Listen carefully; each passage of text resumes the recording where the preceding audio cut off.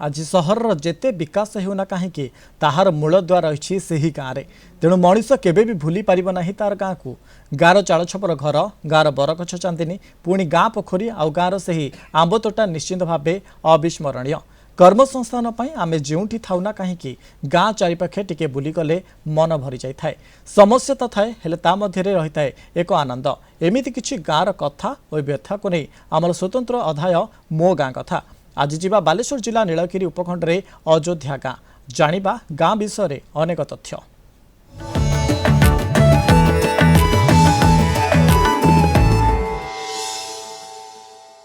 मो गाँ कथार आज बुलीजा नीलगिरी ऐतिह्य संपन्न गाँ अयोध्या जो गाँव दिने बौद्ध जैन और शाक्त धर्मावलम्बी मैंने बसवास करथिबा बेले प्रश्नतत्व विभाग द्वारा अनेक बौद्ध कलाकृति उद्धार होता बेले अनेक कलाकृति माटी तले चापी रही तेबे गाँ रही कौन ऐतिह्य आ परंपरा आ नामकरण को रही कौन नहीं लोककथा तेबे चलतु मो गाँ कथार देखा आज आमर यही स्वतंत्र रिपोर्ट।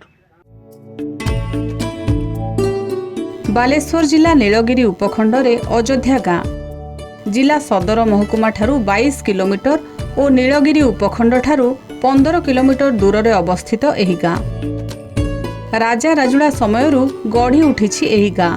गाँर उत्तर रे सोन नदी पश्चिम रे सिंधुआ नदी पूर्व रे घरघरा नदी और दक्षिण रे पहाड़ थिबारु गाँर नाम अयोध्या रहिछि।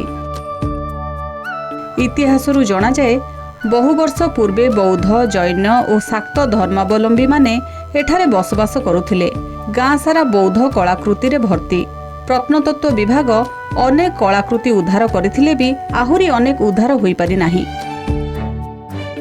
12टी वार्ड को नहीं गठित एही गाँर लोकसंख्या 10,000 अधिक। गाँव में रही राधाकृष्ण मंदिर शिव मंदिर माँ बासुली मंदिर हनुमान मंदिर श्रीराम मंदिर प्रभृति 10 रु अधिक मंदिर। माँ मारीची हेउछंती गाँर अधिष्ठात्री देवी। बासंती पूजा जागर मकर दुर्गा पूजा गाँ लोक माने मिलिमिशि पालन करिथांती। 100 रु अधिक स्वयं सहायक गोष्ठी रही। गाँव में 10टी अंगनवाड़ी केन्द्र पुलिस फांडी प्राणी चिकित्सालय आरएमसी बजार गोष्ठी स्वास्थ्य केन्द्र पोस्ट ऑफिस म्यूजियम पाठागार डिग्री कॉलेज हाईस्कूल और बालिका हाईस्कूल और UP school panchayat office nursery office रही। गाँव में 22टी पोखरी और 15टी रु अधिक नलकूप मध्य अछि। गाँ लोक माने मुख्यतः चाष उपरे निर्भरशील। उत्तर प्रदेश अयोध्या रे थिबा भौगोलिक स्थिति सहित आमर एथिकार भौगोलिक सामंजस्य रही यार नामकरण एपरी होइछि बोली इतिहास जना जाए।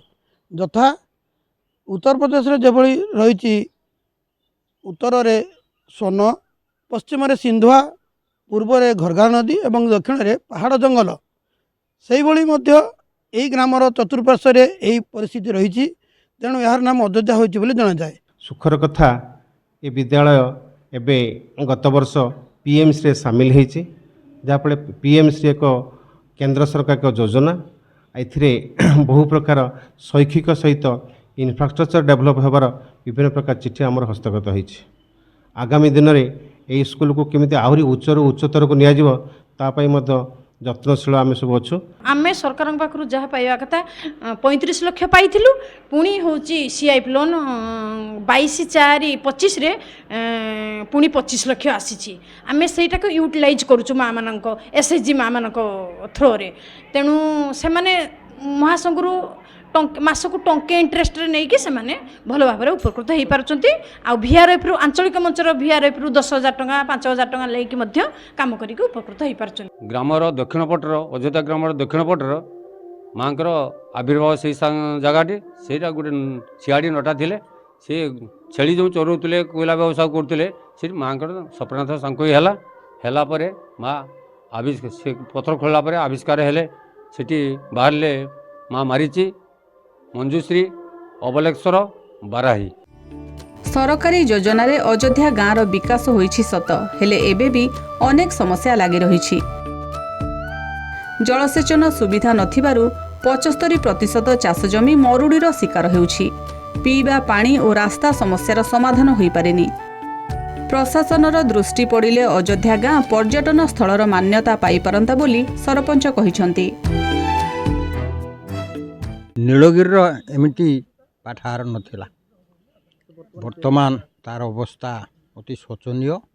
ସେ ଭଗ୍ନାବଶେଷାକ ପଡ଼ିକି ରହିଛି। ଆଉ କୌଣସି ଗୋଟିଏ ଖଣ୍ଡିଏ ହେଲେ ବହି ନାହିଁ, କେବଳ ତା ଜାଗାଟା ଜରାଜୀର୍ଣ୍ଣ ଅବସ୍ଥାରେ ପଡ଼ିକି ରହିଛି। ନା ବହୁତ ସମସ୍ୟା ସବୁ ଅଛି। କୃଷିରେ ବିଶେଷ ଉନ୍ନତି ହେଇନାହିଁ। ବର୍ଷା ନହେଲେ 75% ଚାଷ ନଷ୍ଟ ହେଇଯାଏ ଏଠି। କୃଷିର ଉନ୍ନତି ଆହୁରି ବହୁତ ଆବଶ୍ୟକ ଅଛି। ଦୁଇରେ ହେଉଛି ତାପରେ ସ୍ୱାସ୍ଥ୍ୟ ହେଉଛି ଏଠି ଗୋଟେ ହେଉଛି ନ୍ୟୁ PSC ଅଛି, ତାପରେ ବହୁତ ଲୋକ ନିର୍ଭର କରୁଛନ୍ତି, କିନ୍ତୁ ସେ ହେଉଛି ମାନେ ସଫିସିଏଣ୍ଟ ହେଉନାହିଁ। ଅଯୋଧ୍ୟା ପଞ୍ଚାୟତ ଗୋଟେ ମନ୍ଦିର ମାଳିନୀ ଗ୍ରାମ। ଆଉ ଏଠାରେ ବୌଦ୍ଧ କଳାକୃତିର ପଥର ସବୁ ମୂର୍ତ୍ତି ସବୁ ରହିଅଛି। ଆଉ ଏଠାକାର ମାଟି ଖୋଳିଲେ ସେଇ ବୌଦ୍ଧ ପଥର ମୂର୍ତ୍ତି ସବୁ ବାହାରିଅଛି। ସରକାର ଯଦି ଏଥିପ୍ରତି ତାଙ୍କ ହାତକୁ ନେଲେ। ଗାଁରେ ଅନେକ ଛୋଟ ବଡ଼ ସମସ୍ୟାର ସମାଧାନ ହୋଇଥିଲେ ବି ଏବେ ବି ଅନେକ ସମସ୍ୟାର ସମାଧାନ ହୋଇପାରିନାହିଁ। ଗାଁଟି ବୌଦ୍ଧ କଳାକୃତିରେ ପରିପୂର୍ଣ୍ଣ।